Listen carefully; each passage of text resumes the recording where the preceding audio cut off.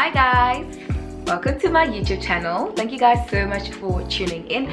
My name is Dogoz Majozi and this is Atembega Zulu, who is joining us today because wow, we've got so much to share with you guys.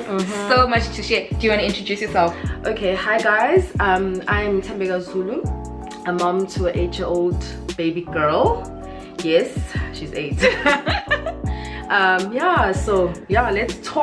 Let's talk. Yeah. So guys, I have decided to sort of like bring a guest.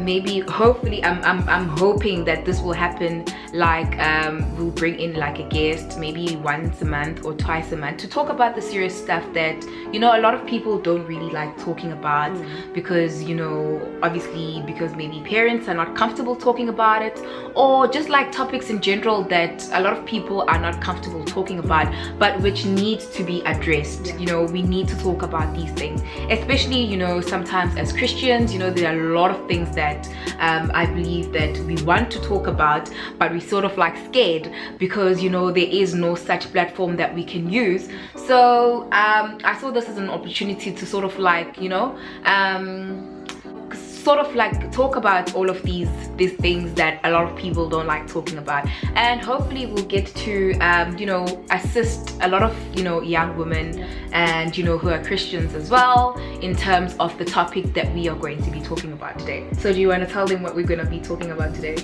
I heard.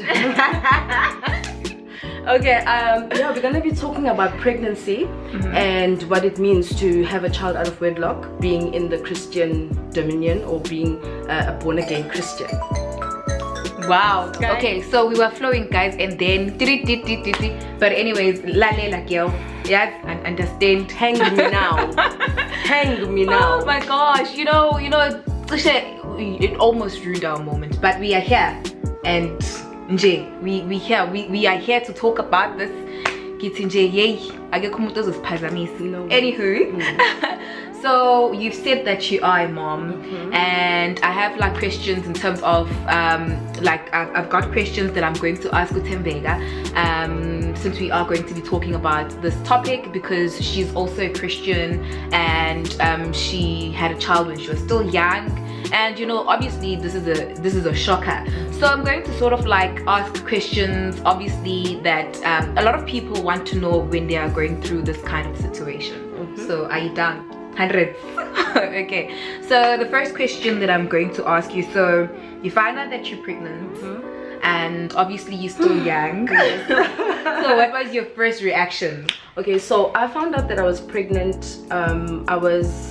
It was a year after my matric, so it was exactly the following year after matric, and I don't think I actually had a reaction, but I can remember being very scared, and I can remember not knowing how I'm gonna, you know, get the message across to my parents in such a way that I actually didn't tell my parents. Wow. Yeah. Oh, mind you guys, PK's kid. Yeah, it was difficult. So Jay, this topic is very relevant because I know.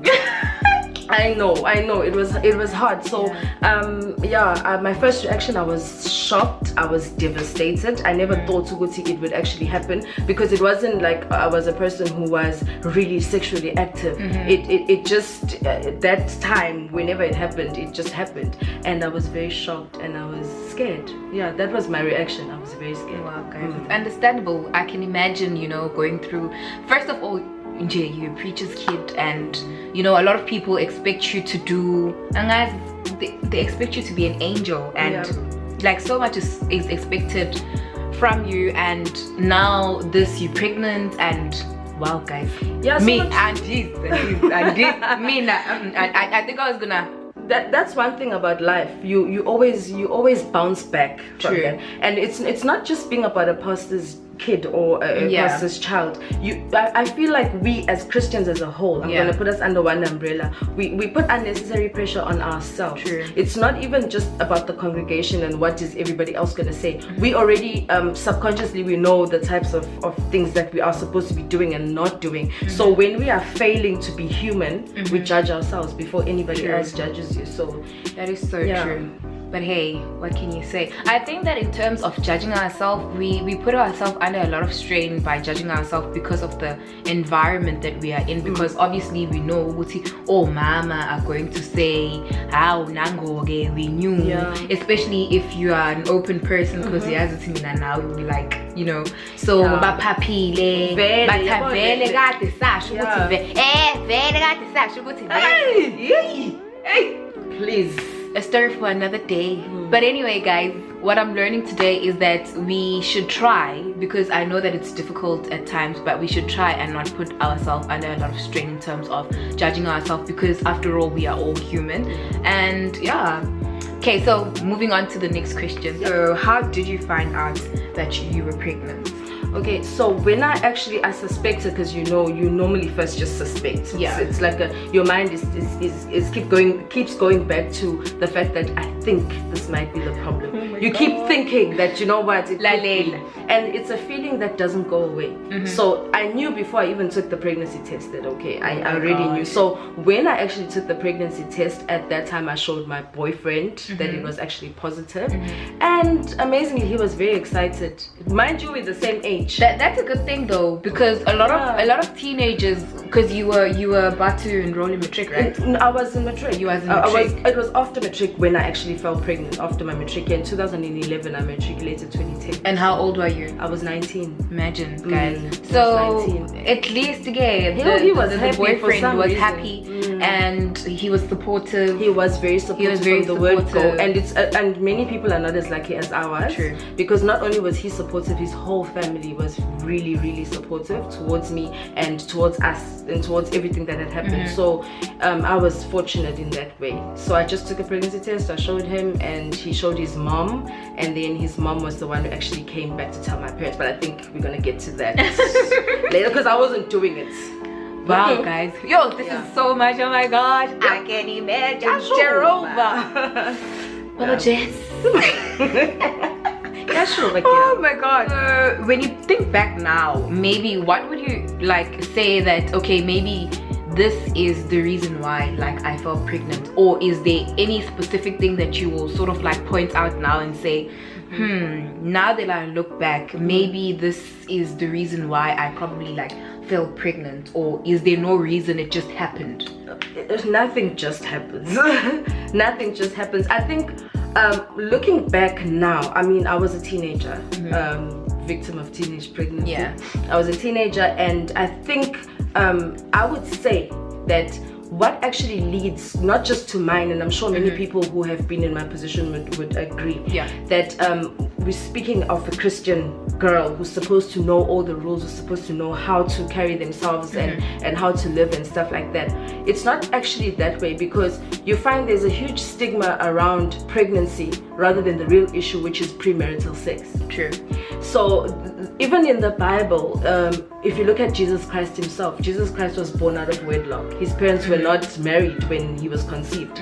But his story is a little bit different, because he was conceived through the Holy Spirit. It wasn't really a premarital sex. That is why you even find out in the Bible that it is actually premarital sex that's a sin. But no life is a sin. So even if you look at the Galati, they'll tell you it doesn't count children born out of wedlock. It counts premarital sex, because any life is from God, no matter how it comes about. You could be raped, you could be, I don't know, it could be out of wedlock, but every life is from God. Because if you think about it, if life was really not from God, then people who are in a marriage would be able to have children. You wouldn't have a sense where people that are married can't have kids. So I think the reason why it led to this for me is because sex is a taboo topic even now, even in the churches, even at home. It's a taboo topic, and I feel that if it was spoken about more openly, we wouldn't have to be doing things behind closed doors, and we wouldn't be getting wrong information from other people. So that was actually the problem. I even read somewhere about this girl who was graduating from a Christian academy somewhere, and she fell pregnant, so they wouldn't let her walk up. They wouldn't let her walk up to you know, and stuff, because they were like, oh no, she's gonna be a bad example to the other kids. But my thing goes back to this sometimes as Christians we've got double standards. We do. Because I'm glad that you mentioned that. Yeah, we do. Because I was also thinking about, you know, when we are told, like as Christians, that you always need to be holy and you always have to be, you know, sinless and all of that. But my thing is, and they tell you that maybe when you're pregnant that you cannot go and worship. So like if we both worshippers, and if it so happens that I fall pregnant, and obviously because there is proof that I was sleeping around, that's the thing. obviously, exactly. So I'll be like banned and be like, "Lalela girl, you are out because we can basically see it." But whereas maybe she's doing it like, I don't know, maybe more than me, but just because there's no evidence, she's allowed to go and sing and worship in the choir. That's the thing. I mean, looking at that article that I was speaking about, I'm sure the children sitting down who were receiving their graduation were being honored that day. Half of them probably, or all of them, are involved in premarital sex, which is actually the problem. But the thing is, the one who evidence you can see what's on this one, then they are being. That is why now you're getting correction of sin with sin, because what Umuntu would do when they find out that they're pregnant and they are under those tough rules, they terminate. Which killing is a sin. It's written in the Bible. Guys, that now that is a sin. The child out of wedlock was never a sin in the first place. guys, please, guys. A child is a blessing. That is one thing that you need to remember. And you know, I was thinking about when I was drafting like this topic, you know, and you know, planning in terms of what we're going to talk about. I was like thinking back, and I was like, you know what? I don't know what I'm gonna say. I don't want to be, but I am proud though. I'm proud of all the teenagers and you know, the Christians, because sometimes you're not a teenager, but you do get, you know, a child out of wedlock, and you know, there's the stigma that she's Christian and she got pregnant, even if you're like 30. So I'm like so proud of you guys for keeping your babies, whoever is out there who's kept the baby, because you need to remember that a child is a blessing from God. Always. And if a child is there, guys. Like, you can't do anything about it. So you might as well abort president, guys. Imagine. Or maybe even the cure for this world that we live in. Maybe somebody is going to be so smart that they'll find solutions of all the things that we're looking for. So yeah, I wouldn't trade my daughter for anything. Like I said in the intro, she's 8 now, and she's diva. And she's so intelligent, guys. Like, she's so amazing. No, she's quite a good child, and I will let her know. I would like the thing is, once you are born into a certain situation, you feel like you need to carry on that legacy. And I don't want her to think teenage pregnancy is okay, but I want to focus on more important issues, which is not actually the child, but it's the premarital sex. Which is because when you're doing things in hiding, the risks are very high. True. Because again, like, the devil is like there, you know. Yes. He's like there because he's like waiting for that opportunity for you to do something wrong, so that he can expose you to everyone who thought that you were, you know, like so pure. And he's like, it's a thing with Christianity. You always under a spotlight. Like I said, you create it for yourself. The church creates it for you. The things that you know you shouldn't be doing create that sort of environment for you as well. But fortunately, not to excuse this whole issue of teenage pregnancy, but fortunately to God, all sins are the same, pretty much. True.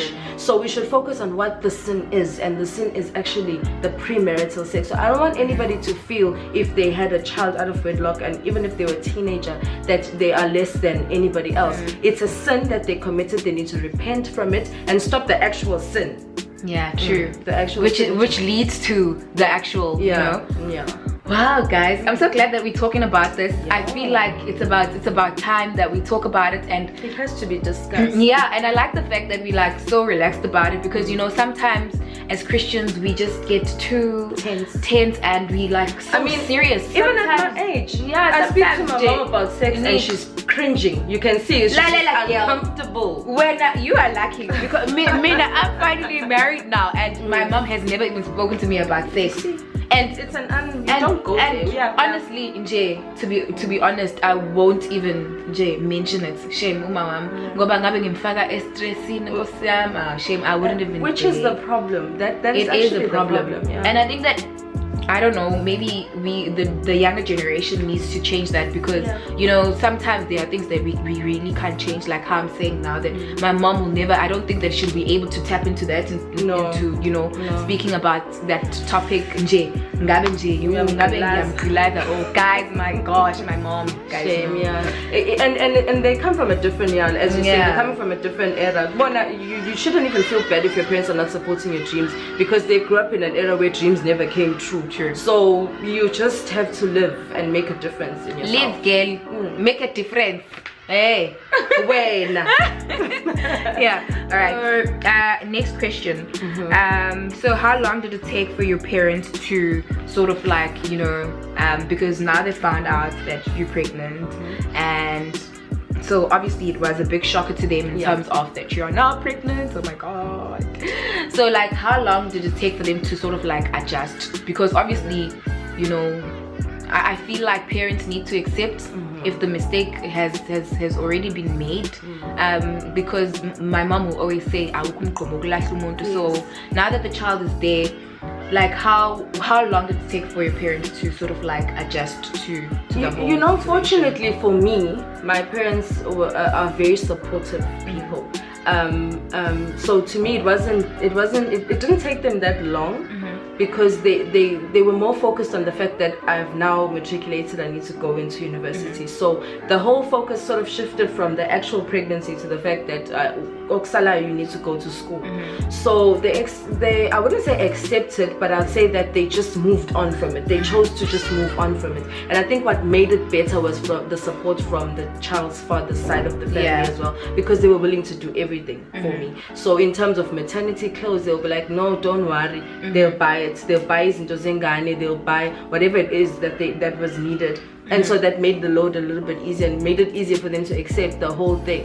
So yeah, it didn't take long. My father wasn't vocal about it. He never spoke about it, which was very worrying to me, because I felt like I need to walk on eggs when I'm around him, because I don't know what to say. If I want to hide the child, you know, because you feel you don't know what they're thinking. Whereas Uma, if she wants to shout, she'll shout there and there. I get you, you know, that was much better. So yeah, they accepted quite easily, fortunately. So like, fortunately for you, they sort of like accepted it all, looked past it, obviously. What would you say to someone who's sitting at home, or someone who's going through the same situation right now, who their situation is sort of like different from yours? You know, the parents are not accepting, and maybe the boyfriend is not even in the picture. Like, what would you say to that person? I feel as the women in general, we are very resilient, we are very strong. This whole thing of being a nurturer, it comes naturally. That is why a 12-year-old can fall pregnant and their breast can start producing milk, because it's natural, it comes naturally. So with that, I think if you feel as if you're not being supported enough, or you don't have a way of telling your parents, the Bible says if you're a Christian, the truth shall set you free. So you speak out, you apologize, you remain humble, and you really, I think the best thing to do first is to forgive yourself. That is very important. Because when you go around thinking, I've done this, and you are judging yourself, and you are feeling ashamed of yourself, then it's more difficult for umuntu next door to accept if you're not accepted. So I think accept yourself, forgive yourself, then speak to your parents about it. I think as strict as they may be, but speak to them. They probably turn out to be your best support system, more than friends sometimes even. So I feel, speak to your parents. If the father doesn't want to be active in raising the child, well, it's his loss. Once the child grows up, they will know who was there. So it's not about them, it's about you, it's about your child, it's about your happiness. So now that we've spoken about this, guys, I'm really excited that we were able to, you know, sort of like speak about this. And in closing, personally, I have learned a lot, and I would say that all in all, we need to take responsibilities of like a responsibility in terms of our actions, because you cannot run away from the fact that now you have a baby when you were the one who, you know, sort of like, you know, practiced sex, you know. Yeah, it's even still difficult for me to say sex. I can see sex. But yeah, guys, I don't know. I don't want anyone at home, you know, or watching this video to feel like uncomfortable, especially because, you know, at this stage, at this point in time, a person is very fragile in terms of, you know, when you're talking about these things. But like, truth of the matter is, you need to take responsibility of your actions, and just because you've done it, you've done sex, and now there's a baby and you're Christian, it doesn't make you a bad person. We all make mistakes. It's just that, you know, your mistake is different, visible. Yes, and visible from other mistakes that other, you know, youth do and other Christians do. And so yeah. So in closing, what would you say? Well, in closing, if anybody is in a position where they feel, would say, okay, I've done this, I'm expecting a baby, well, congratulations. Congratulations. No, congratulations. Babies are such a blessing, guys. They are. Yeah. It's a replica of who you are. And but just understand one thing, that just because you've done something wrong, it doesn't mean you don't carry on doing it because of the time you've invested making that mistake. You just stop. Once you forgive yourself, God forgives you even more. So you just have to. And another thing, focus on your dreams. Having a child doesn't mean that you need to not sit down. That is so important. Yeah. I mean, straight after, when I had my daughter, I went back to school and I started studying, and she was really young, but I had to, you know. And worst of all, I had somebody who needed me to do it. So I had not worst of all, actually, it was a motivation. So turn your negative situation into a positive one by actually doing better, thinking better, growing up, maturing. Don't think about ubaba wengane ukuthi wenze njani. Grow up. You can do it on your own if you have to, but yeah, and you're just so great because you even graduated, and you know, she's got a qualification. No baby stopped her. It was more of a motivation, in fact. Yes, it was. So be motivated. So if you have a baby, let the baby be your motivation.